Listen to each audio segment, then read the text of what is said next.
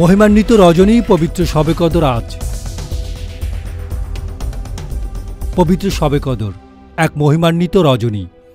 ২৬ রমজান দিবাগত রাতে সারা বিশ্বের ধর্মপ্রাণ মুসলমানেরা পবিত্র শবে কদর পালন উপলক্ষে ইবাদত বন্দিগির মাধ্যমে রাতটি অতিবাহিত করেন। এ রাত মুসলমানদের কাছে অত্যন্ত মহিমান্বিত একটি রাত।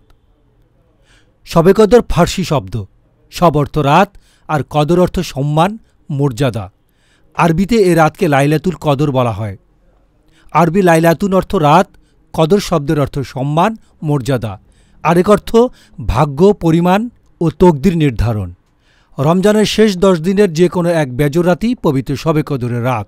তবে বেশিরভাগ আলেম ওলামার মতে ২৬ রমজানের দিন শেষে ২৭ রমজানের রাতই হচ্ছে মহিমান্বিত সেই রাত।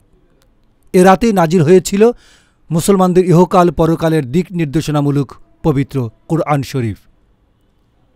কদরের এই রাতে পবিত্র কোরআন অবতীর্ণ হয় এবং এই রাতকে কেন্দ্র করে কোরআনে আল কদর নামে একটি সূরাও রয়েছে।